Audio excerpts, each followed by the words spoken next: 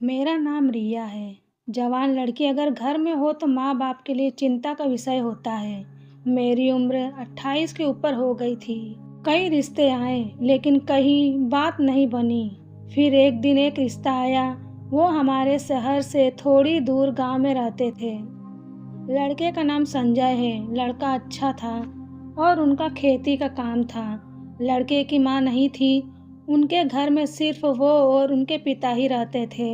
मेरी शादी उनसे होना तय हो गया। उनके बारे में इससे ज़्यादा मैं और कुछ नहीं जानती थी। शादी की तैयारी होने लगी। मैं भी इस बात से खुश थी कि मेरे माँ बाप की चिंता अब दूर हो रही है। लेकिन मेरी ज़िंदगी में आगे क्या होगा इसका मुझे पता नहीं था। शादी की तैयारियों में समय निकलता गया और आखिरकार शादी का दिन भी आ गया। शादी वाले दिन जैसे लड़के के चेहरे पर खुशी और उत्साह रहता है, ऐसा कुछ भी मुझे उनके चेहरे पर दिखाई नहीं दिया। उन्हें देखकर ऐसा लग रहा था जैसे उनकी शादी उनकी मर्जी के बिना करवाई जा रही हो। लेकिन मन में यही सोच रही थी, जो भी ख्याल मेरे मन में आ रहे हैं, ऐसा कुछ भी ना हो। अपनी ज़िंदगी में अच्छे होने की उम्मीद लिए मैं बैठी थी। शादी करके उनके घर गई। घर गांव में था, यह तो मुझे पता था, लेकिन यह नहीं पता था कि उनका घर खेत पर है। घर के आसपास थोड़ी दूर तक कोई घर नहीं दिखाई दे रहा था। उनका घर भी बहुत बड़ा था। इतना बड़ा घर और सिर्फ हम 3 लोग। मुझे घर में जाते ही थोड़ी बेचैनी होने लगी, लेकिन फिर मैंने सोचा कि नई जगह है, ऐसा होना स्वाभाविक है। थोड़े दिनों में शायद मेरी आदत हो जाएगी। मेरी तरह शायद सभी लड़कियों को होता होगा। इन्हीं सब बातों में मेरा मन खोया रहा। लेकिन अभी सबसे बड़ा ख्याल यह था कि क्या मेरे पति मुझसे शादी करके खुश हैं या नहीं। अभी तक मैंने उनसे कोई बात नहीं की और मैं इसी इंतज़ार में थी कि उनसे बात हो। सुहागरात पर मैं अपने कमरे में थी, सेज पर बैठी उनका इंतज़ार कर रही थी। मन में कई तरह के ख्याल और सवाल थे। आगे क्या होगा इस बात से मैं अनजान थी। धीरे धीरे समय बीतता गया और इंतज़ार करते करते आधी रात हो गई, लेकिन अभी तक मेरे पति कमरे में नहीं आए थे। आधी रात के बाद मैंने सोचा कि शायद किसी काम में होंगे। शादी में बहुत काम होते हैं और सब उन्हें संभालना होता है। यह सोचकर मैं वहीं बिस्तर पर सो गई। सुबह मेरी नींद खुली और मैं तैयार होकर बाहर गई तो वो मुझे घर के बरामदे में सोई दिखाई दिए। शादी की पहली रात कोई अपनी पत्नी के कमरे में ना सोकर बाहर क्यों सोएगा। मेरे ससुर ने मुझे देखा और पूछा कि बेटी सब ठीक है ना। मैंने भी उन्हें कहा सब ठीक है। मेरे ससुर ने तब कहा कि बेटा, मैं तुम्हें संजय के बारे में कुछ बताना चाहता हूँ। मेरा बेटा मन का बहुत अच्छा है, लेकिन इसे छोटी छोटी बातों पर गुस्सा आ जाता है। तुम अभी इसे समझना। मैं तुम्हें बता दूं कि इससे थोड़ा समय लगेगा। तुम दोनों एक दूसरे को समझना। बस इसके गुस्से और कम बोलने का बुरा मत मानना और ज़्यादा सवाल मत पूछना। ज़्यादा सवाल मत पूछना। मुझे कुछ समझ नहीं आ रहा था यह किस और इशारा था, लेकिन मैंने उस समय सिर्फ हाँ कहकर उनकी बात मान ली। मैं उनसे और कहती भी क्या। मैं सुबह जब घर का काम कर रही थी तब कोने में एक दरवाजे पर बड़ा ताला लगा हुआ था। घर में ही इतना बड़ा ताला लगाकर रखा है, यह बात मुझे अजीब लगी। मेरे पति घर से चले गए थे। मैं पूरा घर देख रही थी, साथ ही सफाई भी कर रही थी। उस दरवाजे के ताले ने मेरे मन में अभी भी सवाल उठा रखे थे। मैंने मेरे ससुर जी से बोला कि पापा जी, इसकी चाबी दे दीजिए, सफाई कर देती हूँ। वो बोले नहीं, रहने दो। इसके नीचे तहखाने में एक छोटा कमरा है, उसमें जाने की कोई ज़रूरत नहीं, रहने दो। उन्होंने जिस तरह से बोला उनको देखकर ही मैं डर गई। पता नहीं उन्हें इस बात पर गुस्सा क्यों आ गया। उस समय मैंने सिर्फ हाँ में सर हिला दिया, लेकिन फिर बाद में सोचती रही कि आखिर वहाँ क्या है। कुछ देर बाद मेरे ससुर भी घर से चले गए। मैंने पूरा घर देखा, लेकिन मैंने मेरी सास की एक भी तस्वीर नहीं देखी। यह बात थोड़ी सोचने लायक थी। नया घर और भी लगभग सुनसान जगह पर, उसमें भी कई सवाल। यह सब मेरे लिए बड़ा अजीब था। रात हो गई और वो और ससुर जी दोनों घर आ गए। खाना खाने के बाद मैं अपने कमरे में गई। जैसा कि मैंने कहा, मुझे अब इस घर में थोड़ा अजीब सा लग रहा था। घर में बात करने वाला कोई नहीं। मैं सोच रही थी कि आज भी वो बाहर सोएंगे, लेकिन थोड़ी देर बाद वो कमरे में आ गए। उनके आते ही मैं डर गई। वो कमरे में आए लेकिन बिना कुछ बोले और मुझे देखे वो बिस्तर पर सो गए। शायद उनके पिता ने उन्हें समझाया होगा। मैंने थोड़ी कोशिश की उनसे बात करने की। उन्हें बोला कि आपको ठंड लगे तो यह कंबल ले लेना, लेकिन उनका कुछ जवाब नहीं आया। मैं भी कुछ समय के बाद सो गई। उस दिन के बाद रोज वो कमरे में ही सोते थे, लेकिन मेरी तरफ पीठ करके और बिना कुछ बोले। यह कैसी शादी थी? मेरे पति मेरी तरफ देख भी नहीं रहे थे। मेरे ससुर ने पहले ही समझाया था कि ज्यादा सवाल नहीं करना, इसलिए मैं कुछ बोलती या पूछती ही नहीं थी। एक रात मेरी नींद अचानक खुली तो मैंने देखा कि वो कमरे में नहीं हैं। मैंने सोचा कि बाथरूम गए होंगे, लेकिन जब कुछ देर होने के बाद भी वो नहीं आए तो मैं कमरे के बाहर जाकर देखा। कमरे के बाहर बरामदे में कहीं भी मुझे वो नहीं दिखाई दिए। मैं फिर अपने कमरे में जाने लगी, लेकिन मेरे मन में ख्याल आया उस ताले वाले दरवाजे का। उस दरवाजे के सामने मैं गई तो वहाँ अब ताला नहीं था, बल्कि वो अंदर से बंद था। मैं खड़ी खड़ी यह सोच रही थी कहीं वो अंदर तो नहीं। तभी मुझे धीमी धीमी आवाज़ सुनाई दी। यह आवाज़ किसी औरत की थी और ध्यान से सुनने पर वो बेटा बेटा बोल रही थी। मैं डर गई और वहाँ से भागते हुए सीधे मैं अपने कमरे में जाकर सो गई। मैं बिस्तर पर सोए हुए यही सोच रही थी कि यह सब क्या है। तभी वो कमरे में आ गए। मैंने सोने का नाटक किया।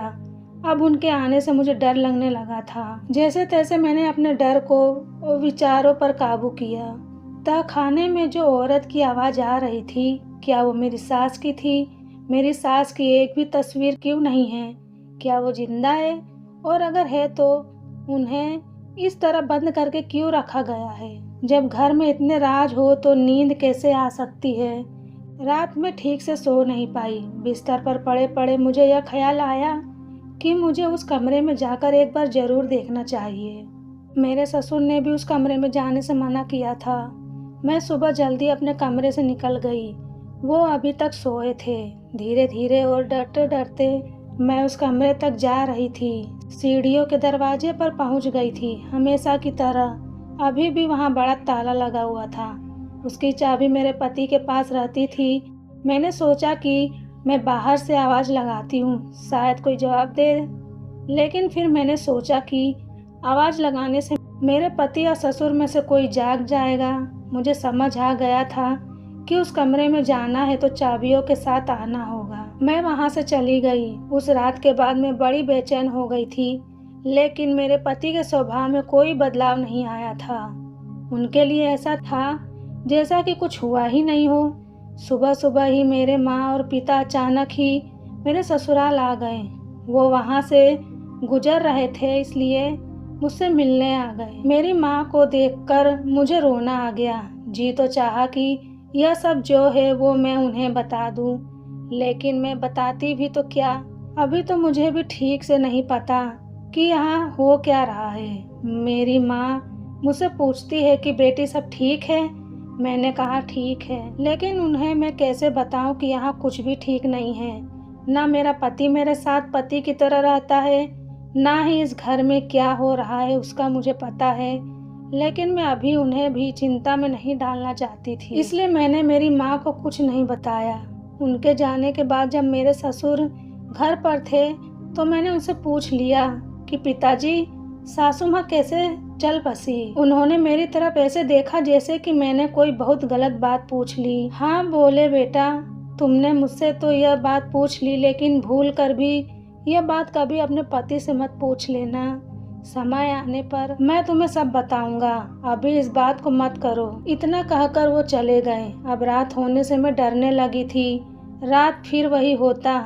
मेरे पति आधी रात को उसी कमरे में जाते और वहां से मुझे बहुत धीमी धीमी आवाज सुनाई देती। उस रात मैंने सोच लिया था कि आज मैं चाबी लेकर ही रहूंगी। रात जब वो कमरे में आकर थोड़ी देर बाद सोए तो मैंने धीरे धीरे उनकी जेब से चाबी निकाल ली। सुबह जल्दी ही मैं उस कमरे की ओर गई। मन में कई तरह की बातें और डर था। उस दरवाजे के सामने थी जहाँ ताला था और उसकी चाबी मेरे हाथ में थी। मैंने थोड़ी देर खड़े होकर सांस ली और चाबी उस ताले में लगाई, लेकिन मेरी धड़कन तब रुक गई जब पीछे से मेरे ससुर ने मुझे आवाज़ लगाई। बहू, उनकी आवाज़ ने मेरी जान ही निकाल दी थी। मैं पीछे नहीं पलटी, लेकिन वो मेरे पास आए। मुझे देखकर वो बोले कि क्या कर रही हो यहाँ, और इस कमरे की चाबी तुम्हारे पास कैसे आई? मैं चुप थी, तो उन्होंने फिर पूछा, कहाँ से मिली तुम्हें यह चाबी? तुमने मेरे कमरे से इसे लिया है? मैंने कहा, नहीं, यह तो आपके बेटे के पास थी। वो रोज रात यहाँ इस कमरे में आते हैं। यह सुनकर उन्हें हैरानी हुई। वो बोले कि संजय इस कमरे में फिर जाने लगा, वो भी रात में। मैंने पूछा, आखिर ऐसा क्या है जो आप लोग इस कमरे में छिपा रहे हो? यहाँ से रात को बेटा बेटा की आवाज़ आती है। क्या संजय की माँ इस कमरे में है? मेरे ससुर ने यह सब सुनकर कहा कि गलती मेरी ही है, तुम्हें सब पहले ही बता देना चाहिए था। मुझे नहीं पता था कि तुम ऐसा कुछ सोचने लगोगी। उन्होंने मेरे हाथ से चाबी ली और सीढ़ियों का दरवाज़ा खोला। नीचे उतरे, कमरे में गए। कमरा खोलते ही मुझे कमरे का राज पता चल गया। कमरे में मेरी सास का सारा सामान, कपड़े, तस्वीरें और गहने थे। उसके बाद ससुर जी ने मुझे बताया कि संजय की माँ 2 साल पहले एक एक्सीडेंट में चल बसी। वो अपने भाई के यहाँ जा रही थी। संजय को उस दिन उसने कहा कि वो उसे उसके भाई के पास ले जाए, अगले दिन वापस आ जाएंगे, लेकिन संजय ने मना कर दिया, कहा कि उसे नहीं जाना। मुझे अच्छे से बाइक चलाना नहीं आता है, इसलिए उसने अपने भाई को बुला लिया, लेकिन जाते वक्त उनकी बाइक फिसल गई। संजय की माँ को सर में चोट लगी, जिस कारण उसकी मृत्यु हो गई। संजय अपनी माँ की मौत का खुद को जिम्मेदार मानता है। उसका मानना है कि अगर वह उस दिन माँ को ले जाता तो ऐसा कुछ भी नहीं होता। उस घटना के बाद वो कई दिनों तक बोला ही नहीं। बड़ी मुश्किल से मैंने उसे संभाला है। बात बात पर वो अपनी माँ को याद करके रोने लगता है, गुस्सा करने लगता है, खुद को कोसने लगता है। उसे उसकी माँ की याद ना आए, इसलिए उसका सारा सामान मैंने यहाँ पर रख दिया। वो अपनी माँ से बहुत प्यार करता था। उसके फ़ोन में कई वीडियो हैं उसके माँ के साथ। शायद रात में आकर वो यही सब फिर देखने लगा है। मैंने सोचा कि उसकी ज़िंदगी में अगर प्यार आ जाएगा तो शायद कुछ हद वो फिर से खुश हो सकेगा, इसलिए मैंने उसकी शादी करवा दी। उसकी माँ उसे शादी के लिए कहती थी, लेकिन वो मना करता था। शादी के वक्त भी वो यही कह रहा था कि माँ नहीं है तो शादी करके किसे खुश करूं।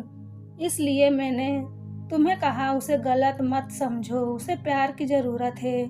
उसे यह विश्वास दिलाना है कि जो हो गया अब उसे बदला नहीं जा सकता, ना ही उसमें उसकी कोई गलती है।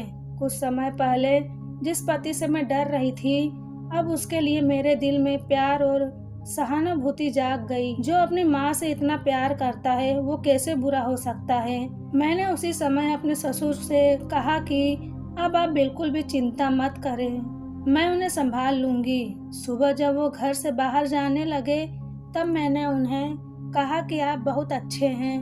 उनका कोई जवाब नहीं आया, लेकिन एक हल्की सी मुस्कान जरूर आई। माँ की जगह तो कोई नहीं ले सकता, लेकिन फिर भी मैं कोशिश करूंगी कि वो अपने आप को दोषी समझना बंद कर दे। धीरे धीरे मुझे उनकी मुस्कान वापस लानी है और मुझे पता है मैं ऐसा कर सकती हूँ।